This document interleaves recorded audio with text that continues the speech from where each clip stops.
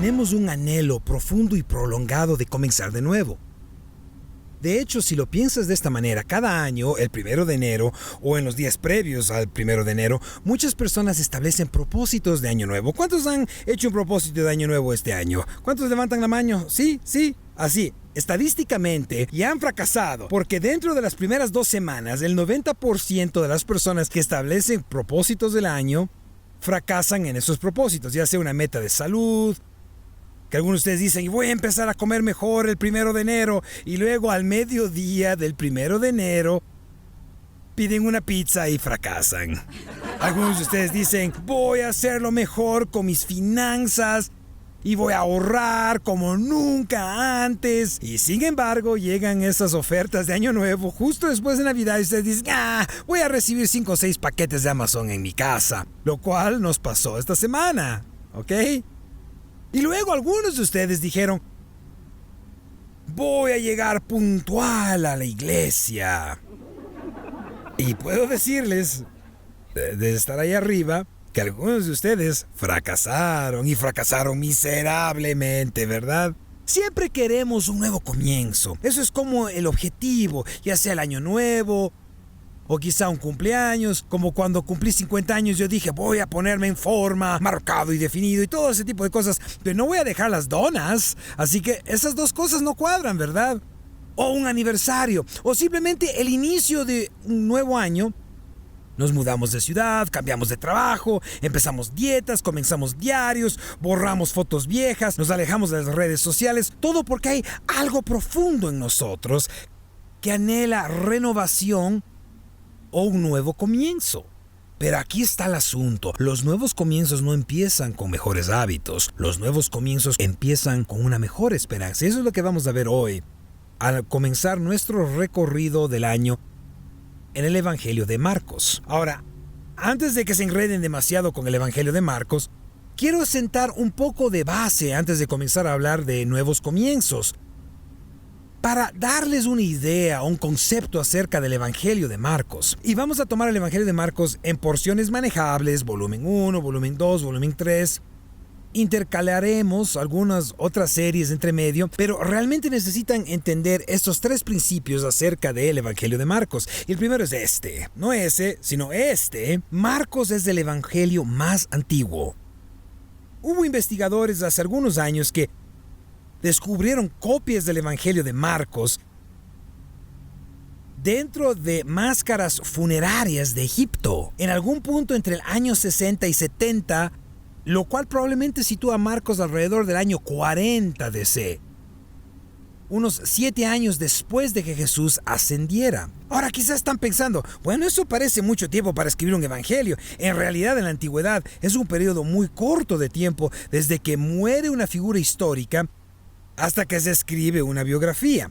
Marcos es, de hecho, el más cercano a cualquier figura histórica de la antigüedad entre el tiempo de su muerte y el tiempo de su escritura. Así que Marcos es el primer evangelio. Es un evangelio antiguo, pero en segundo lugar, Marcos es profundamente teológico. Profundamente teológico. Aunque es el evangelio más antiguo y también el más corto, unos 16 capítulos, es profundamente teológico. A veces no lo vemos porque está escrito de manera bastante directa, lo que significa que Marcos va directo al punto, pero Marcos tiene una visión teológica profunda del mundo. No tengo tiempo para desarrollar eso aquí, lo desarrollaré más en mi clase que comienza la próxima semana llamada La Biblia para Adultos, donde aprenderemos a desmenuzar la Biblia. Eso fue una promoción descarada, vengan a mi clase si quieren aprender más. Y si no presentan el domingo a mi clase, asumiré que me odian y que no quieren aprender más acerca de Jesús. Es broma. Pero no solo eso. Marcos trata completamente acerca de Jesús. Cuando lees el Evangelio de Marcos, su propósito principal no es hablar de historia, aunque hay partes históricas, no es hablar de un relato de nacimiento. El objetivo de Marcos es, al escribir este Evangelio, es presentar a Jesús como el Hijo de Dios, el verdadero Mesías, y corregir las expectativas de Israel respecto a esas cosas. Porque la religión de Israel se había desviado hacia una religión de obras, o hábitos. Y por eso veremos en un momento que Marcos no comienza en un relato del nacimiento, sino que comienza con la misión específica de Jesús. Y esa misión era venir a salvar al mundo. El pueblo judío en ese tiempo creía que tenían que ser perfectos para que Dios se manifestara. De hecho, hay escritos que afirman eso. Los judíos tenían un dicho que decía que si Israel guardaba perfectamente la ley de Dios por un solo día, el reino de Dios vendría.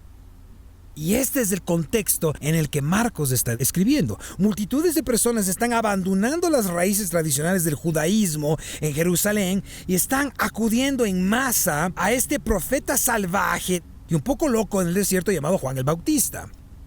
Su esperanza en la religión estaba rota y estaban buscando desesperadamente perdón y algo nuevo que tomara control de sus vidas. Y Marcos abre su evangelio con estas palabras. Dice así, conforme a Reina Valera, principio del evangelio de Jesucristo, Hijo de Dios. Directo al punto. Marcos dice que la llegada de Jesús señala un nuevo comienzo. Después de todo, Dios tiene que ver con nuevos comienzos. Algunos de nosotros podemos dar testimonio de eso. Algunos vinimos a la iglesia hoy diciendo, mi vida es un desastre, mis hijos son un desastre, mi matrimonio está en problemas. Si tan solo pudiera encontrar algún tipo de nuevo comienzo, quizá la vida me iría bien. Pero los nuevos comienzos no empiezan con mejores hábitos. Escúchenme, por favor. Por mucho que quiera que ustedes asistan a esta iglesia, y por mucho que quiera que den a esta iglesia, y por mucho que quisiera que impulsen la misión de esta iglesia hacia adelante, adquirir esos hábitos, aunque son buenos, no los transformará. No lo hará. Yo conozco personas que dicen, ¿sabes qué? Si tan solo escribo un cheque de diezmo más grande, lo cual les animo a hacer.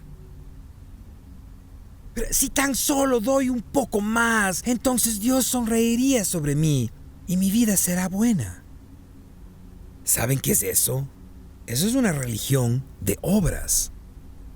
Verán, su nuevo comienzo no va a suceder por nuevos hábitos. Su nuevo comienzo empieza con una mejor esperanza. Y los nuevos comienzos son lo que Dios inicia. Los nuevos comienzos es lo que Dios realmente hace. Esto es lo que Él hace en las Escrituras. De hecho, lo interesante del Evangelio de Marcos es cómo comienza su Evangelio con el mismo comienzo. Miren esto, el principio del Evangelio de las buenas nuevas acerca de Jesús es paralelo a en el principio creó Dios. En otras palabras, Marcos está señalando intencionalmente algo profundo en su evangelio, que Dios está haciendo de nuevo lo que solo Dios puede hacer, y eso es crear algo nuevo. No es autoayuda, ni siquiera es reforma moral o una forma de moralidad, no es mejora religiosa. Un nuevo comienzo empieza con este anuncio real de que Dios está haciendo algo. Y noten que no es un concepto, no es filosofía. El nuevo comienzo empieza y termina con Jesús. Los nuevos comienzos en el reino de Dios siempre comienzan con Él, no en ningún otro lugar. Así que no se engañen. A Dios le importa muy poco cuántas veces vienen a la iglesia si su vida es un desastre. Pensé que eso iba a generar más amén. Listo, me voy. Si no se trata de asistir a la iglesia, entonces me voy al campo de golf, me voy a la playa. No. Aunque Dios no está impresionado, su pastor sí está impresionado. ¿Tiene sentido? Así que los nuevos comienzos siempre comienzan con Dios, pero síganme aquí, los nuevos comienzos requieren preparación.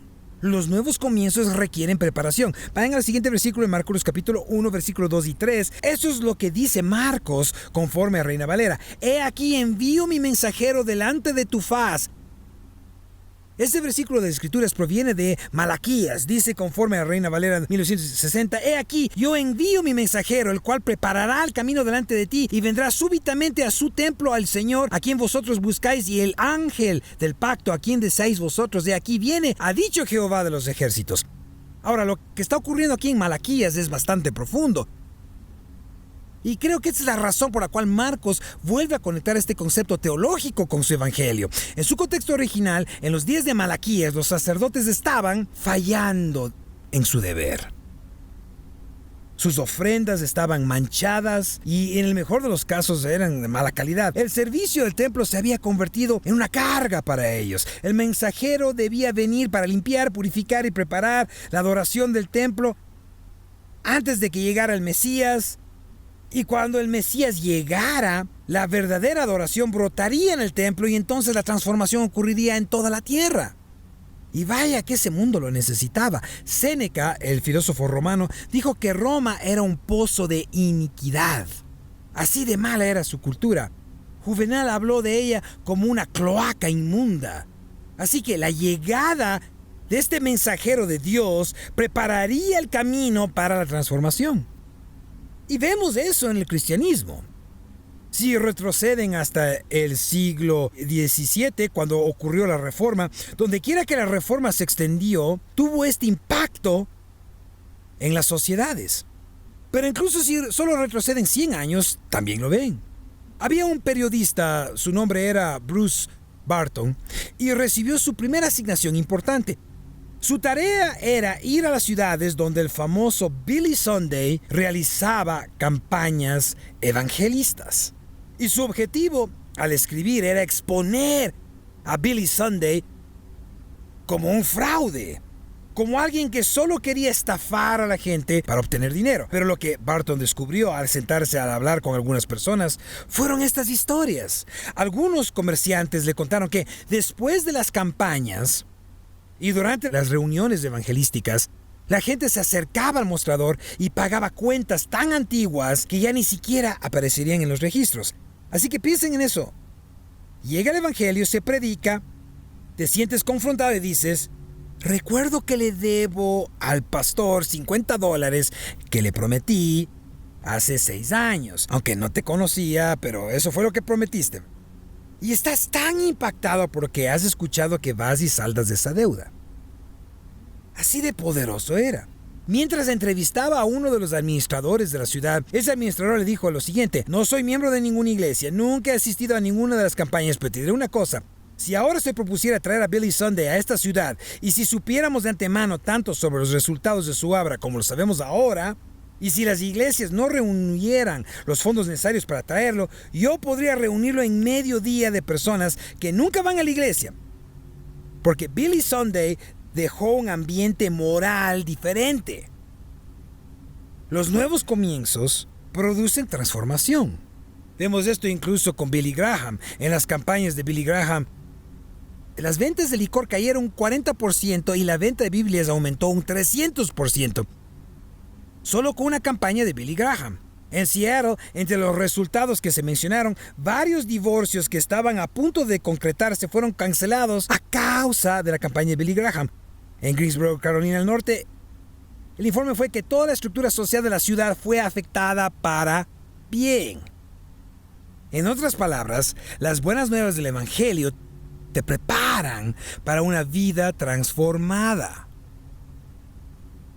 Ahora bien, no hacemos obras para ganarnos del cielo, pero las obras son parte del proceso de transformación.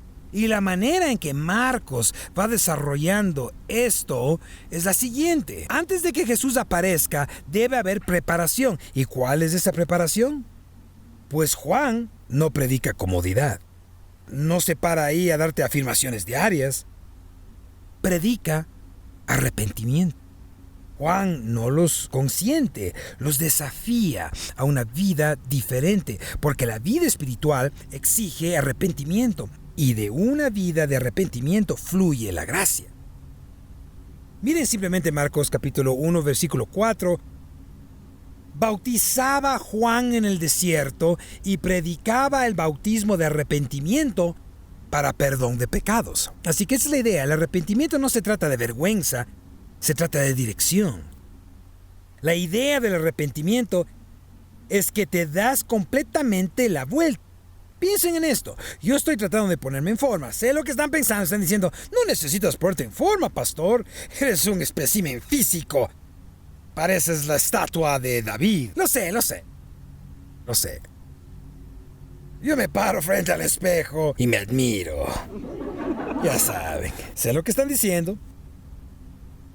Pero piensen en esto en términos de arrepentimiento.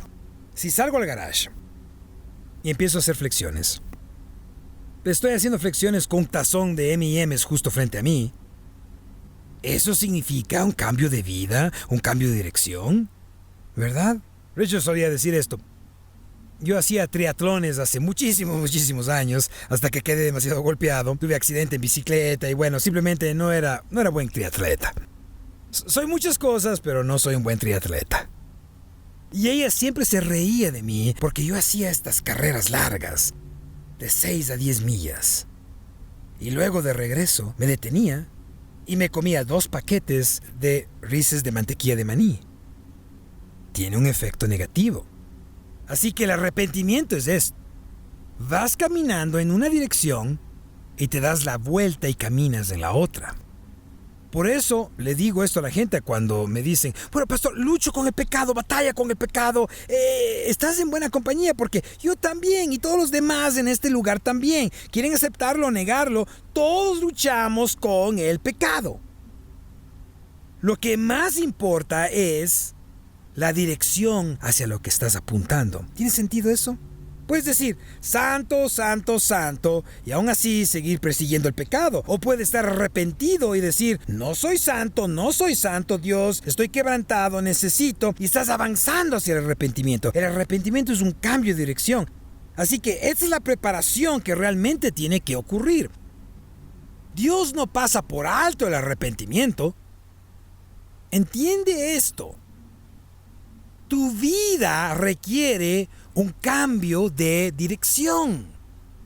Así que algunos de ustedes que hicieron un propósito de año nuevo, de venir a la iglesia y dicen, aquí estoy. Hermano, la vida es buena. No puedo esperar a salir y pecar un poco más.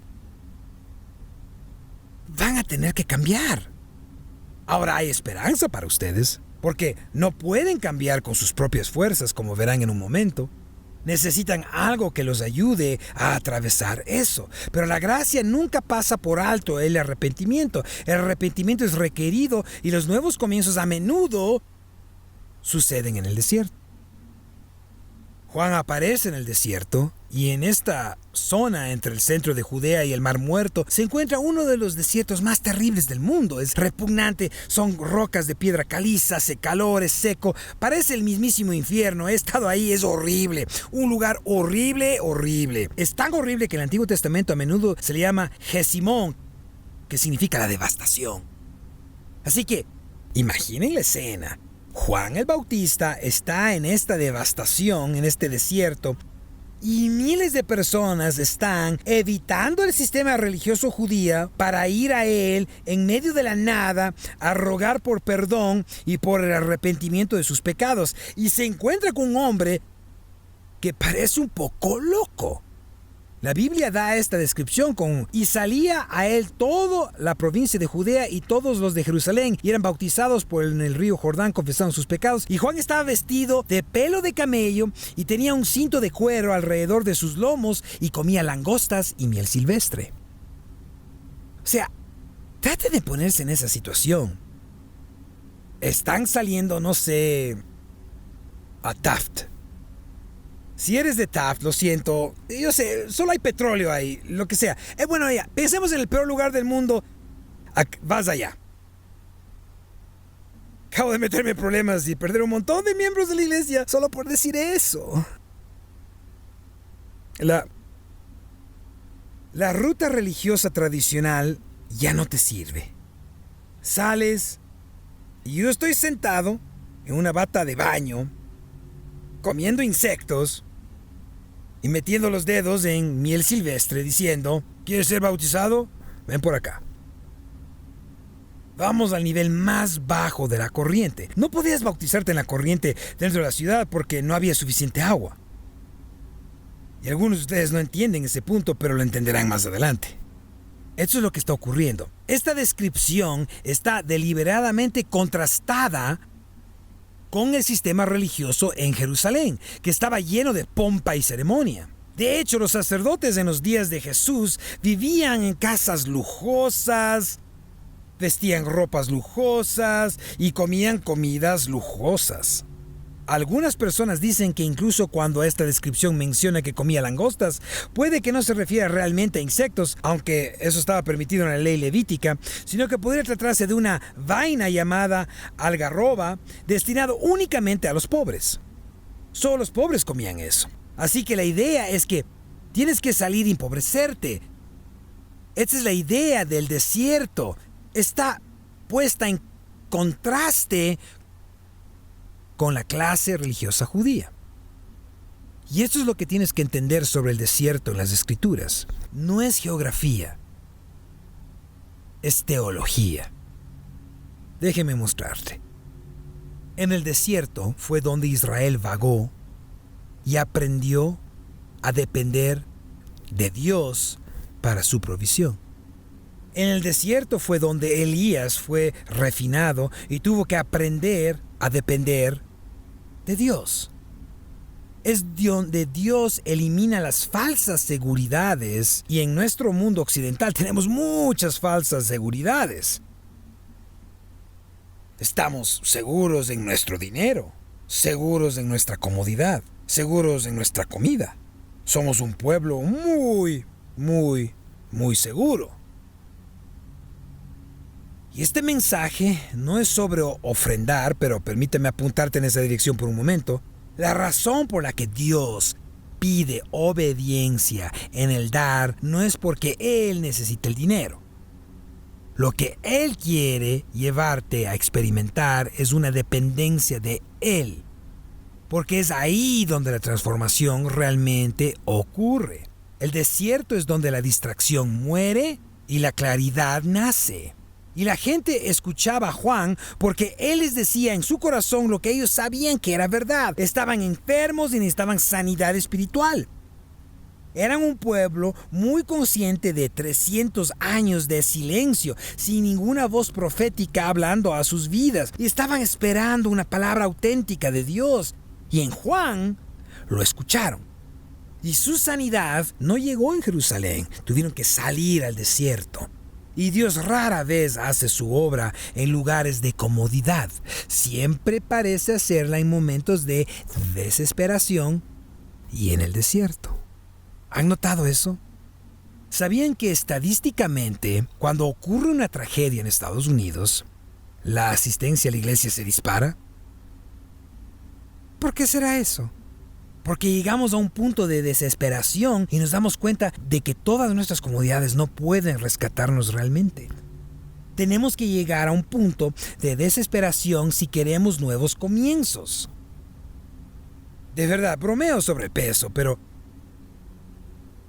cuando salí de Dallas, pesaba entre 50 y 60 libras más de lo que peso ahora. Sí.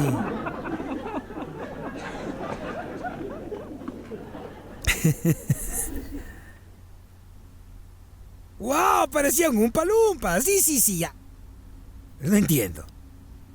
Estaba abriendo mi corazón por un momento, pero son un montón de groseros. O sea, bueno, fui al médico, me hicieron unos exámenes de sangre, ya saben. ¡Ya! Dejen de reírse. No sean groseros.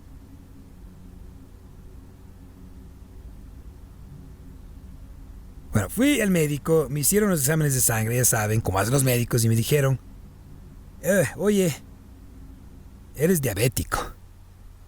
Fue en ese momento real. Rachel puede confirmar lo que busqué en Google: la expectativa de vida de un diabético. Busqué qué debía comer un diabético, si un diabético puede comer Reese's, todo eso, ¿verdad? Pero no fue que hasta que escuché eso que me volví desesperado, ¿verdad? Algunos de ustedes, esto es un anuncio médico, evitan ir al doctor porque no quieren escuchar lo que tiene que decir, porque no quieren tener que cambiar su estilo de vida. En fin. No es sino hasta que llegas a un punto de desesperación que la transformación puede ocurrir. Pero la desesperación requiere humildad y los nuevos comienzos demandan humildad. La apariencia de Juan es extraña, es intensa, parece loco. De verdad, no puedo esperar a llegar al cielo para ver cómo se veía Juan en el pasado mientras bautizaba a la gente. Apostaría a que se veía bastante rudo. Y sin embargo, el mensaje de Juan es muy claro. Dice esto en el versículo 7. Viene tras mí el que es más poderoso que yo. Juan conoce su papel. Él no es el centro. Es una señal en el camino. Y lo que Juan está demostrando con su vida es cómo se ven el arrepentimiento y la humildad, en contraste con los líderes religiosos de su tiempo. Recuerden que cuando Jesús está predicando el Sermón del Monte, Él en realidad reprende duramente a los líderes religiosos de su tiempo porque dice algo así como, cuando das, haces tocar trompeta y quieres que todos vean cuál es tu ofrenda. De hecho, la historia de la ofrenda de la viuda, ya saben, la pequeña mujer que viene con lo último que tiene y lo pone en el arca de las ofrendas. Incluso eso, todo ese sistema del arca de las ofrendas estaba diseñado porque las monedas hacían mucho ruido cuando dabas. ¿Se imaginan si nosotros tuviéramos eso hoy? O sea, antes teníamos esas canastitas, ¿recuerdan? Las canastitas de tela o el fieltro de la bandeja de la ofrenda. Creo que estaba diseñada para que no se escuchara nada. Pero si hoy trajera algo así, ustedes estarían lanzando todas las monedas que pudieran. Y eso es lo que hacían en aquel entonces. Y lo que Juan representa, una vida de humildad, una vida de arrepentimiento, es una oposición directa a lo que los líderes religiosos de la época querían. Ellos querían la alabanza para sí mismos, pero Juan dice, no se trata de mí. De hecho, en la segunda parte de ese versículo dice, no soy digno de agacharme para desatar la correa de su calzado. Ahora piensen en eso. ¿Qué tipo de trabajo es ese? Es trabajo de esclavo. Porque en el desierto, al caminar por la tierra de Israel, cuando está seca, tus pies están cubiertos de polvo. Y primero, hablemos de los pies por un segundo. Son asquerosos, ¿verdad? Y los pies con sandalias son los peores.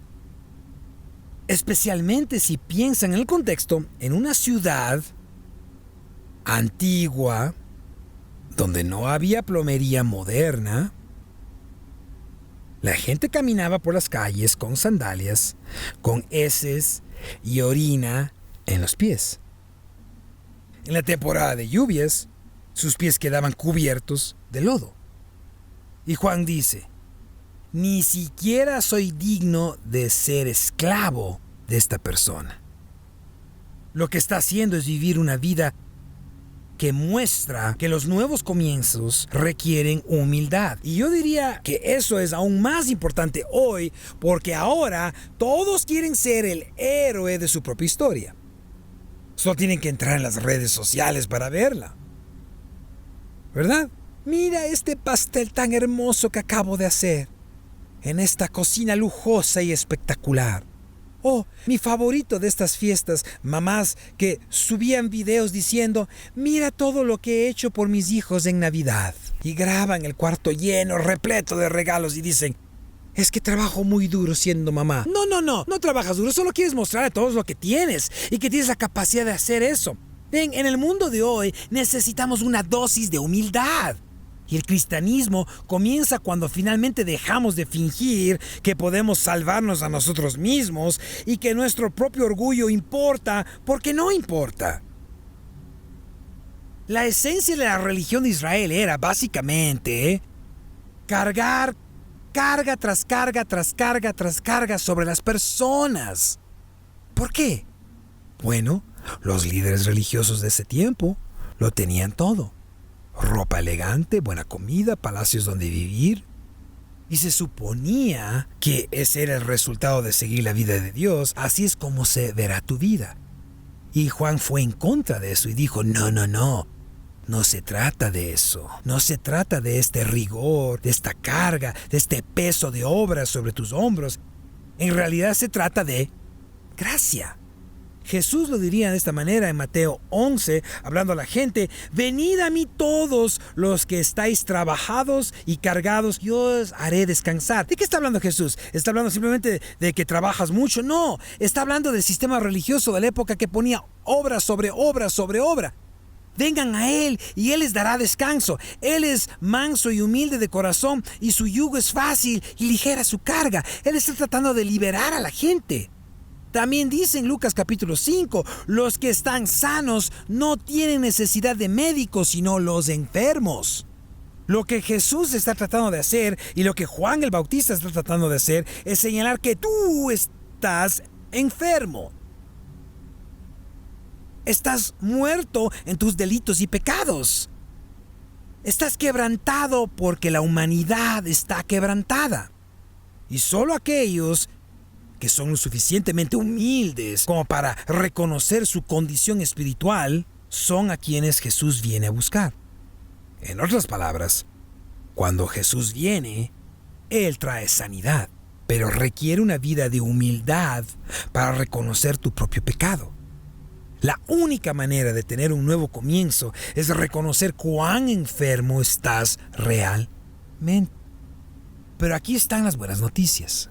Los nuevos comienzos son capacitados por el Espíritu. Juan dice esto en el versículo 8. Yo, a la verdad, os he bautizado con agua, pero Él os bautizará con Espíritu Santo. Juan está diciendo que Él puede lavarte por fuera.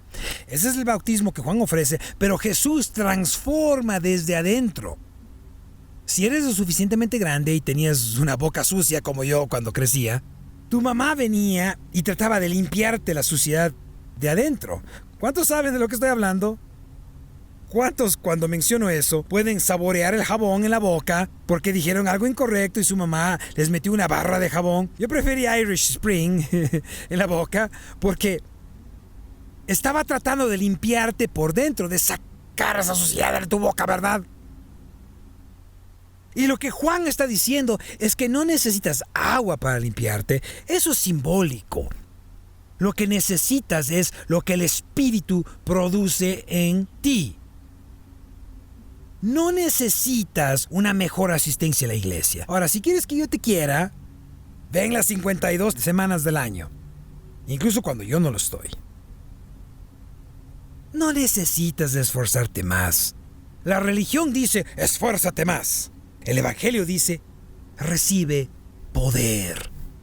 Un nuevo comienzo no es que tú te vuelvas más fuerte, es que el Espíritu de Dios venga a habitar en ti.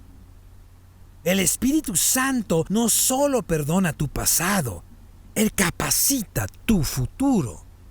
Mi versículo favorito, y me han escuchado citarlo muchas veces, ya voy cerrando, Matt, puedes pasar, es 2 Corintios 5. Pablo le escribe a la iglesia de Corinto y dice, de modo que si alguno está en Cristo, nueva criatura es. Las cosas viejas pasaron, he aquí todas son hechas nuevas. Y todo esto proviene de Dios, quien nos reconcilió consigo mismo por Cristo y nos dio el ministerio de la reconciliación, que Dios estaba en Cristo reconciliando consigo al mundo, no tomándoles en cuenta a los hombres sus pecados, y nos encargó a nosotros la palabra de la reconciliación. Así que somos embajadores en nombre de Cristo, como si Dios rogase por medio de nosotros. Os rogamos en nombre de Cristo, reconciliaos con Dios. Al que no conoció pecado, por nosotros lo hizo pecado, para que nosotros fuésemos hechos justicia de Dios en él. Eso es mucho, podría pasar las próximas semanas solo desmenuzando ese pasaje, pero lo señalo para ayudarte a entender algo. Cuando Dios entra y trae un nuevo comienzo, cambia todo acerca de ti. Nota que no solo cambia quién eres, no solo cambia la dirección en la que vas, cambia el propósito de tu vida. Él te ha dado un nuevo propósito. Eres completamente nuevo, no solo reparado, ¿verdad? O sea, acabamos de salir de Navidad. Tus hijos juegan con un juguete y mientras juegan lo rompen. Y si vas y les dices, oye, déjame ver ese juguete. Y le pones cinta, un poco de pegamento. Y Mickey Mouse ahora camina cojeando. Tu hijo va a decir, gracias. Supongo. Pero si tomas ese juguete roto, lo llevas de vuelta a la tienda, no tratando de cambiarlo, omitiendo, no seas mentiroso, mira, ya vino roto cuando lo abrí. Simplemente vas, compras uno nuevo y se lo llevas. ¡Oh, alegría! Ya no está dañado. Es perfecto. Y lo que Pablo está diciendo, lo que Juan el Bautista está diciendo, y lo que Jesús está diciendo, es que cuando eres hecho nuevo, eres hecho nuevo. Ya no manchado ni marcado por los pecados del pasado, eres hecho nuevo. Hay un canto que solíamos cantar en la iglesia, y viene del libro de Lamentaciones, y dice algo así: por la misericordia de Jehová no hemos sido consumidos, porque nunca decayeron sus misericordias. Nuevas son cada mañana. Grande es tu fidelidad. Eso es hermoso. Y así es como comienza Marcos. Marcos no dice, ese fue el principio. No hay tiempo pasado en ese verbo. Dice, este es el principio. Porque cada vez que Jesús es recibido, un nuevo comienzo puede empezar. Y algunos de ustedes necesitan un nuevo comienzo del sentimiento de culpa. Algunos necesitan un nuevo comienzo del agotamiento. Algunos necesitan un nuevo comienzo porque han estado ocultando pecado por demasiado tiempo. Algunos necesitan un nuevo comienzo porque han estado dependiendo de la religión sin vida. Y las buenas noticias son que Jesús no espera a que te limpies a ti mismo. Él te encuentra en el desierto y trae el cielo consigo. El principio del Evangelio no está detrás de nosotros, está delante de nosotros, llamándonos y a arrepentirnos y a creer y a entrar en la vida nueva que Dios ya está ofreciendo. De modo que si alguno está en Cristo, nueva criatura es. Las cosas viejas pasaron, he aquí, todas son hechas nuevas. Padre, gracias por tu palabra hoy. Dios, gracias porque cada mañana que despierto tengo la oportunidad de comenzar de nuevo. No reparado, sino nuevo. Y todo es por tu gracia. Sé que personas vinieron hoy, quizá por primera vez, quizá por la vez número 5000, y simplemente no han experimentado esa vida nueva. Te pido hoy que lo hagas por ellos. Con los rostros inclinados, ojos cerrados, sin mirar alrededor, si nunca has confiado en Cristo para el perdón de tus pecados, o quizá ha pasado mucho tiempo desde que lo hiciste, y quieres confiar en Cristo para que perdone tus pecados y comenzar de nuevo, solo quiero pedirte que levantes tu mano rápidamente para que podamos orar contigo. Sí, por toda la sala. La Biblia dice esto: si confesamos nuestros pecados, Él es fiel y justo para perdonar nuestros pecados y limpiarnos de toda maldad. Fiel significa que cada vez que te mueves en arrepentimiento y humildad, Él responde, nunca se retractará de eso. Y justo significa que no puede retractarse. Él estableció una verdad hace mucho tiempo: si te arrepientes, Él perdona. Así que lo que quiero que hagamos esta mañana es confesar juntos. Y escúchenme, si levantaste tu mano, este no es el punto final, este es el punto de partida de una nueva vida. Así que digamos esta oración juntos. Amado Jesús, soy un pecador y necesito que me perdones. Creo que viniste. Creo que moriste. Creo que resucitaste para vencer mi pecado. Te pido que hagas eso por mí hoy. Hazme nuevo en tu nombre. Amén y amén.